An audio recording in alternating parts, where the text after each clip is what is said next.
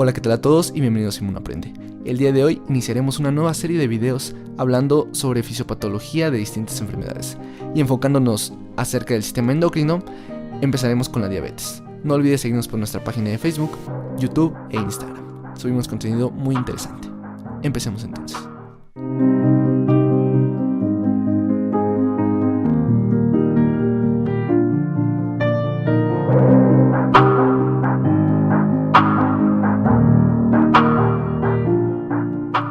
Y el índice de contenidos para este video es el siguiente. Primero explicaremos la fisiología del páncreas endocrino normal. Posteriormente hablaremos sobre la homeostasis de la glucosa. Después sobre la síntesis y la regulación de la insulina. Posteriormente sobre la regulación en la secreción de insulina. Explicaremos las definiciones y la clasificación de la diabetes, enfocándonos más a la diabetes tipo 1 y a la diabetes tipo 2. Entonces, primero que nada, el páncreas endocrino tiene una organización celular, la cual consiste en dos tipos de glándulas. La primera son las glándulas exócrinas, que van a secretar enzimas digestivas y bicarbonato a la luz intestinal. La segunda son las glándulas endocrinas, que también se llaman islotes de Langerhans, que son de las cuales nos vamos a enfocar más. Estos islotes de Langerhans van a contener 4 tipos de células secretoras. Las primeras son las células beta, que van a secretar, como sabemos, insulina, proinsulina y péptido C, y una proteína descrita recientemente que es la amilina. Bueno, estas son las células más abundantes y van a distribuirse principalmente en el centro de los islotes. Bueno, las células alfa van a secretar principalmente glucagón, las células delta somatostatina, las células F secretan polipéptido pancreático. Y bueno, la enfermedad más importante del páncreas endocrino, como ya sabemos, es la diabetes mellitus. Y esta es causada por una producción o una acción deficiente de la insulina, como lo veremos más adelante.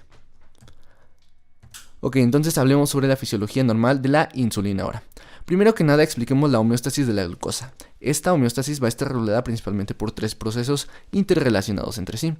Bueno, el primero es la producción de glucosa por parte del hígado, el segundo la captación de glucosa y su utilización por los tejidos periféricos, principalmente por el músculo esquelético. Y por último, va a estar regulado por la acción de la insulina y de hormonas contrarreguladoras. Entonces tenemos dos situaciones. Durante el ayuno, las células beta van a secretar menos insulina, a diferencia que durante la ingesta de alimentos o de glucosa. Aquí la secreción de insulina va a aumentar inmediatamente. Esta producción de menos insulina va a provocar que se movilicen lípidos del tejido adiposo y aminoácidos también de los depósitos proteicos en el músculo y otros tejidos, a diferencia de cuando estamos comiendo o ingiriendo glucosa, durante la cual vamos a reducir la movilización de los depósitos endógenos de combustible. Esta movilización de lípidos en el ayuno nos va a provocar que aminoácidos y lípidos proporcionen combustible para la oxidación y van a servir como precursores de cetogénesis y gluconeogénesis hepáticas respectivamente. Pero durante la ingesta se va a estimular la asimilación de hidratos de carbono, de lípidos y de aminoácidos por parte de los tejidos que son sensibles a la insulina. Entonces podemos concluir que la principal función de la metabólica de la insulina es aumentar la velocidad de transporte de la glucosa al interior de ciertas células del cuerpo. Estas células donde se transporta la glucosa son principalmente las células musculares estriadas, donde se incluyen las células miocárdicas y en menor grado los adipocitos. Es importante recalcar que la insulina y el glucagón tienen efectos reguladores opuestos de la homeostasis de la glucosa. Bueno, entonces los efectos de la insulina al final del día van a hacer que en el tejido adiposo se va a aumentar la captación de glucosa y va a aumentar la lipogenia, disminuyendo la lipólisis. En el músculo estriado va a aumentar la captación de glucosa, la síntesis de glucógeno y la síntesis proteica. Y en el hígado disminuye la gluconeogenia, aumenta la síntesis de glucógeno y aumenta la lipogenia. Es también importante recordar cómo se da este proceso de síntesis de insulina. Bueno, y principalmente tenemos que saber que es codificada por un gen que está situado en el brazo corto del cromosoma 11. Este gen nos va a transcribir la preproinsulina y va a ser procesada posteriormente en las células beta. La proinsulina posteriormente en el retículo endoplasmático rugoso va a ser escindida en un péptido señal de 24 aminoácidos. Después de esto, las proteasas van a comenzar a incidir lentamente las moléculas de proinsulina en 2 lugares. en dos lugares que son la insulina y el péptido C. La insulina va a estar formada por cadenas péptidas denominadas A y B, que van a ser unidas por puentes disulfuro. Después de esto pues, se va a secretar a la circulación portal y va a ser eliminada en un 60% aproximadamente en un primer paso hepático, cosa que no le va a suceder al péptido C. Este péptido C está formado por 31 aminoácidos. No tiene ninguna función biológica conocida, pero como se secreta en una proporción molar 1 a 1 junto con la insulina, va a constituir un valioso indicador de la secreción de insulina. Entonces va a acabar eliminándose a través de la orina y la cantidad de péptido C excretado a lo largo de 24 horas nos va a servir como una medida aproximada de la cantidad de insulina liberada en ese periodo de tiempo. Por ello, mientras que la medición de la concentración plasmática de insulina no corresponde cuantitativamente a la insulina, sí lo hace el péptido C, porque no pasa por la eliminación del primer paso hepático. Entonces, la regulación de la insulina también va a estar bajo las normas de distintas situaciones. La glucosa va a ser la principal regulador de esta insulina, y esto lo veremos en diferentes escenarios. Primero, uno donde existe un sujeto normal bajo cambios en la concentración de glucosa plasmática y veremos cómo cambia cuando se administra vía oral y vía intravenosa. Primero, cuando se administra vía oral, una persona consume, pongámoslo como ejemplo, 75 gramos de glucosa. En este momento la concentración plasmática de glucosa, que va a ser la curva verde, va a ascender lentamente, como lo vemos aquí. Esto va a reflejar la captación de glucosa por el intestino, su absorción y su aumento en la concentración plasmática, que va a ser la curva roja, insulina oral. Aquí presten mucha atención. Pero a diferencia de la oral, cuando se administra vía intravenosa, va a ser, digamos, la misma cantidad a lo largo del tiempo, pero el aumento va a ser menos. Va a darse de una forma más moderada. ¿Y esto por qué? Bueno, esta diferencia entre la respuesta de insulina administrada vía oral y vía intravenosa se va a deber a un efecto llamado efecto incretina de la ingestión oral de glucosa. Este efecto incretina se explica de la siguiente manera. Las incretinas son factores entéricos que aumentan la respuesta de las células beta de los islotes en un estímulo oral de la glucosa.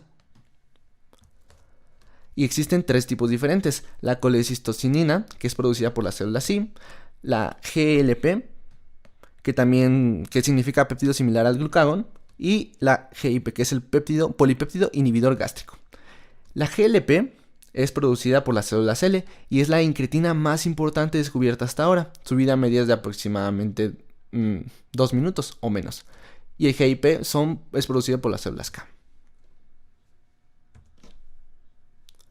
Bueno, y a diferencia del escenario anterior, en este tenemos a un sujeto diabético que recibe glucosa oral. Entonces la misma carga de 75 gramos de glucosa oral se hace, pero la concentración plasmática aumenta a un nivel superior y se mantiene elevada durante más tiempo, como podemos ver en esta curva verde. Gracias a esto se ha desarrollado una prueba llamada prueba de tolerancia oral a la glucosa. Esta nos va a evaluar el riesgo que tiene el paciente de padecer diabetes y consiste en lo siguiente: se le va a aplicar al paciente 75 gramos de glucosa vía oral y posteriormente se le mide la glicemia plasmática a las 2 horas. Se va a considerar una tolerancia de glucosa cuando los valores obtenidos vayan desde 140 hasta 199 miligramos por decilitro y sirve como criterio diagnóstico de la diabetes mellitus cuando el valor es mayor a 200 miligramos por decilitro. Ahora expliquemos un poquito del proceso de secreción de la insulina por parte de las células beta. Lo primero que tenemos es las células beta pancreáticas, que van a captar y van a metabolizar los azúcares que estimulan la secreción de insulina, o sea que van a servir como secretagogos. ¿Y cuáles son? Como mencionamos, la principal es la glucosa, pero también puede ser la galactosa y la manosa.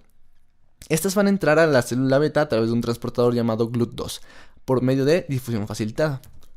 Esto nos va a provocar un metabolismo por distintas vías de estas azúcares, generando ATP. El siguiente paso va a ser la despolarización de la membrana de las células beta, induciendo la secreción de insulina.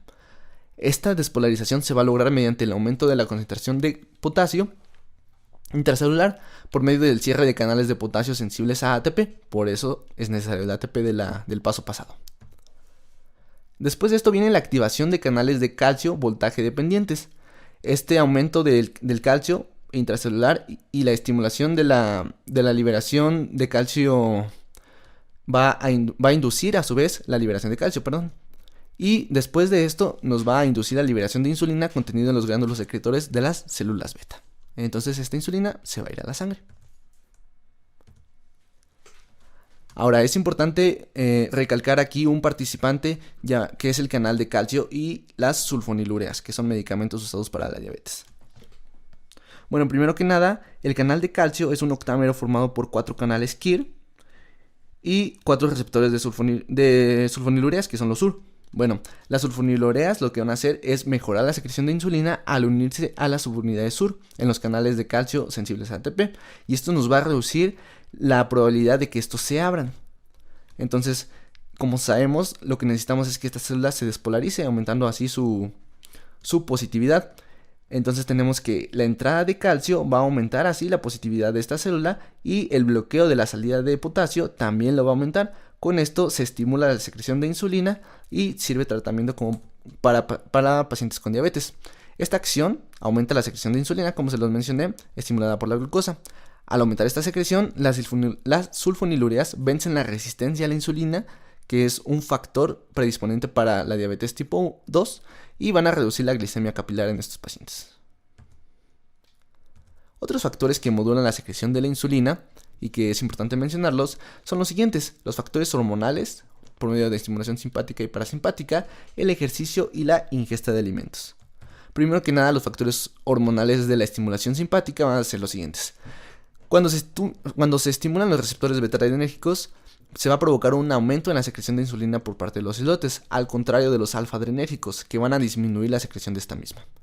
Y por parte de la estimulación parasimpática, va a ser aumentada la secreción de insulina a través del nervio vago gracias a la liberación de acetilcolina. Durante el ejercicio va a existir un aumento en la estimulación alfa-adrenérgica, y como se los mencioné antes y podrán deducir, nos va a disminuir la secreción de insulina. Esto con el objetivo de evitar las hipoglucemias por elevación de los niveles de glucosa. Entonces, al hacer ejercicio, el tejido muscular necesita glucosa, aunque la concentración plasmática de insulina sea baja. Entonces explicamos que si los niveles de insulina aumentan, la utilización de glucosa por parte del músculo aumentaría aún más, provocando hipoglucemia. Además de esto, un aumento en la concentración de insulina inhibiría la lipólisis y la liberación de ácidos grasos, reduciendo así la disponibilidad de ácidos grasos que el músculo podría utilizar como combustible alterno. Es por esto que se necesita una disminución en los niveles de insulina. Después, también la ingesta de alimentos es necesaria para la regulación de la secreción de insulina. Esto porque durante la fase cefálica, recordemos que hay 3 fases durante la ingesta de alimentos, va a tener esta fase cefálica tiene lugar antes de la ingestión de ingerir alimentos. Entonces aquí el nervio vago va a estimular la secreción de ácido gástrico y va a aumentar ligeramente el nivel plasmático de insulina. Las otras 2 fases, solamente para recordar, son la fase gástrica y la fase intestinal. Y como se los mencionamos anteriormente, también existen factores entéricos o incretinas que van a aumentar la respuesta de las células beta en los islotes. Ahora pasemos más a definiciones propias de la diabetes.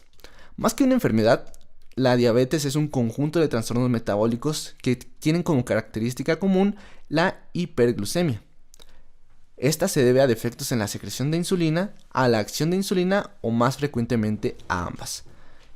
Esta hiperglicemia crónica nos va a provocar al final del día un daño secundario a múltiples órganos.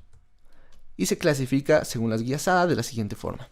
La diabetes tipo 1, que es debido a una destrucción autoinmune de las células beta pancreáticas, provocando un déficit completo de insulina. La tipo 2 es debido a una pérdida de células beta adecuadas con un trastorno de resistencia a la insulina. Y existen también tipos específicos de diabetes debido a otras causas, que son los síndromes monogénicos de diabetes, enfermedades del páncreas exócrino o la diabetes inducida por fármacos y químicos. Finalmente también existe una diabetes gestacional, que es muy comúnmente diagnosticada en el segundo o tercer trimestre del embarazo. Sin embargo, en este video solamente nos enfocaremos en la tipo 1 y la tipo 2. La tipo 1 tiene como fisiopatología la siguiente. Primero, existe una interrelación entre la susceptibilidad genética y los factores medioambientales. El 90 al 95% de los pacientes caucásicos con diabetes tipo 1 tienen un genotipo HLA-DR3 o DR4. Existen varios genes que no pertenecen al grupo de HL que también infieren una susceptibilidad a presentar diabetes tipo 1, en los cuales incluimos el CTLA4, que como hemos visto en otros videos es un receptor inhibidor de los linfocitos T. Además de que también puede existir un polimorfismo en los genes de insulina. Y este polimorfismo en los genes de insulina nos va a reducir la expresión de esta en el timo, reduciendo así la eliminación de los linfocitos T reactivos a esta proteína propia. Como factores medioambientales existen algunos virus como el de parotiditis, rubella o Coxsackie B, que pueden ser también factores desencadenantes por mimetismo molecular. Todo esto nos va a provocar un fracaso en el desarrollo de autotolerancia de los linfocitos T. ¿Y eso a qué conlleva?